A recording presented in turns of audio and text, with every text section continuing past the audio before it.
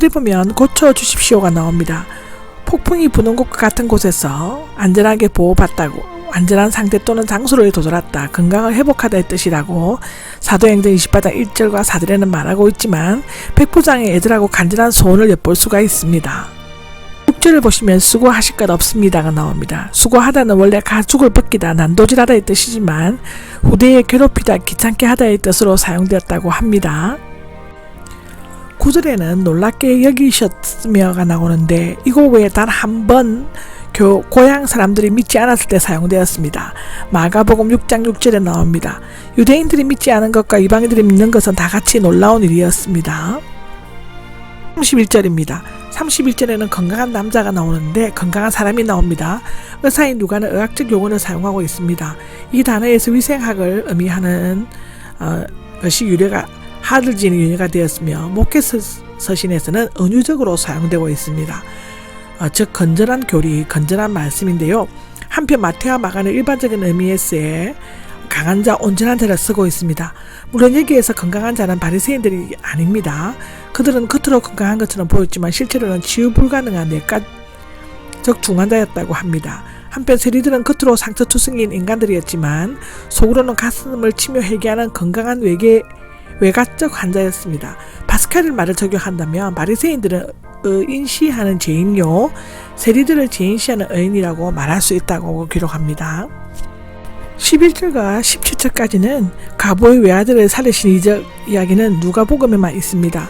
복음서에서 예수님이 죽은 자를 살리신 것은 세 가지 경우인데, 첫째는 금방 죽은 야이로의 딸 아버지의 요청으로 그렇게 살려주셨고, 두 번째로는 죽은 지 며칠이 지나 땅에 묻히고 실려가던 나인성 가보의 아들 어머니를 위해서 그렇게 하셨고, 세 번째는 무덤에 나흘이나 놓여져 있었던 나사로 자매들을 위한 경우였는데요. 이것은 예수님의 부활을 미리 예시한 것으로 볼 수 있습니다. 나인이 나오는데 오직 이곳에만 언급되어 있습니다. 지금의 네인이라는 아랍 마을입니다. 에스드렐론 평야에 있는 갈보아와 다보산 사이에 있으며 나사렛에서 동남쪽으로 9.6km가 떨어졌고 가버나움에서는 약 40km 하룻길 떨어진 곳이었다고 합니다.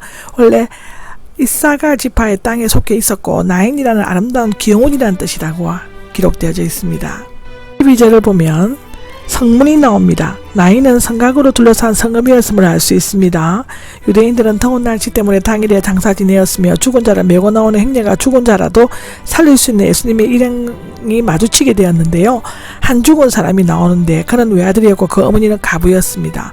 남편을 잃고 어렵사리 외아들만 의지하고 살아가는 가부의 슬픔은 상상조차 할 수 없음을 만큼 처절하고 비참한 것이었으리라 추측되어집니다. 절에 보면 처근한 마음이 드시어가 나오는데 창자까지 뒤틀려지다를 의미한다고 합니다. 유대인들은 감정이 창자에 자리 잡고 있는 것으로 여겨졌으며 사랑하고 동정하는 마음이 있을 때 마치 창자가 뒤틀리는 것 같은 아픔을 느끼는 것으로 생각하였습니다. 예수님께서는 이적을 행하신 동기는 자신이 능력 있는 하나님의 아들임을 나타내기 위함이 아니라 지극히 사랑하고 동정하는 연민의 마음이 있으셨기 때문이라고 마태복음 14장 14절, 마가복음 1장 41절에는 말하고 있습니다. 주님께서 울지 말라는데 누가가 주님이라고 호칭을 쓴 것은 그가 죽음을 지배하시는 주님 되심을 나타내려고 했기 때문일 것입니다.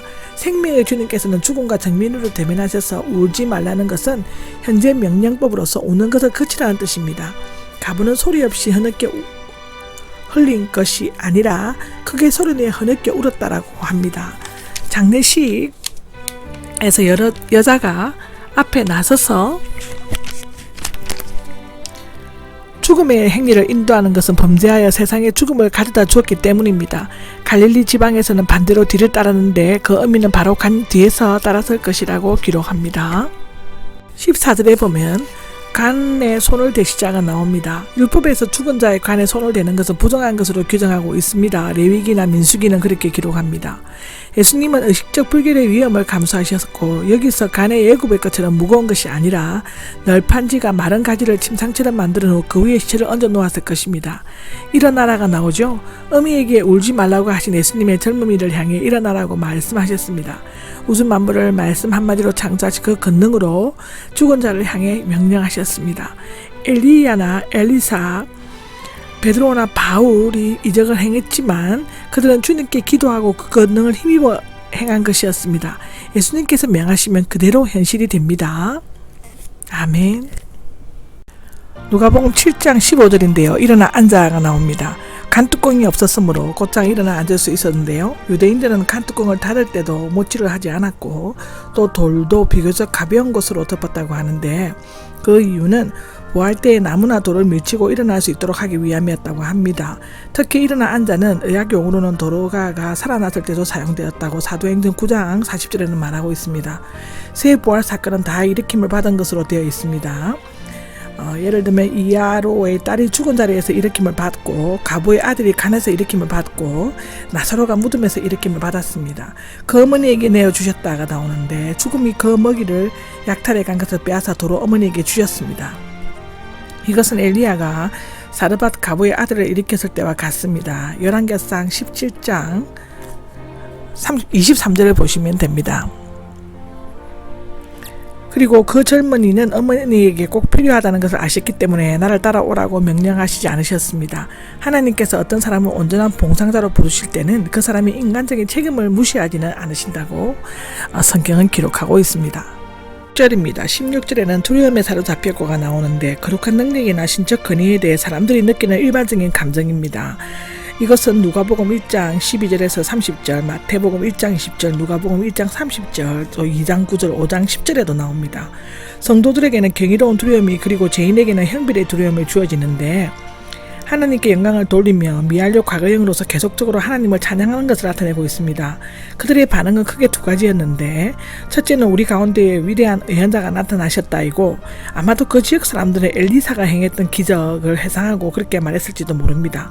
두 번째로는 하나님께서 자기 백성을 찾아오셨다는데 찾아오셨다는 주의 깊게 바라보다 조사하다 방문하다의 뜻이며 특히 의사가 왕진 시에 사용되었습니다. 어떤 예언자도 4세기 동안 나타나지 않은 하나님께서 버리셨다고 체험하고 있을 때 하나님께서 의사처럼 자기 백성을 고쳐주시기 위해 찾아오셨다는 것을 말하고 있다고 합니다. 말라기 4장 2절에 보면 나와 있습니다.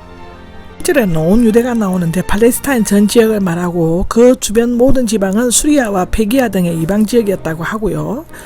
18절에 보면 요한의 제자들이 나오는데 요한이 감옥에 갇혀있는 동안 예수님을 따라다니기는 했지만 여전히 요한에게 충성하고 있었음이 분명합니다. 요한은 이들 제자들을 통해 외부 소식을 알고 있었으며 특히 메시아의 앞길을 예비하는 사명을 지니고 있었기 때문에 예수님에 대해 남다른 관심을 가지고 있었다고 기록하여집니다.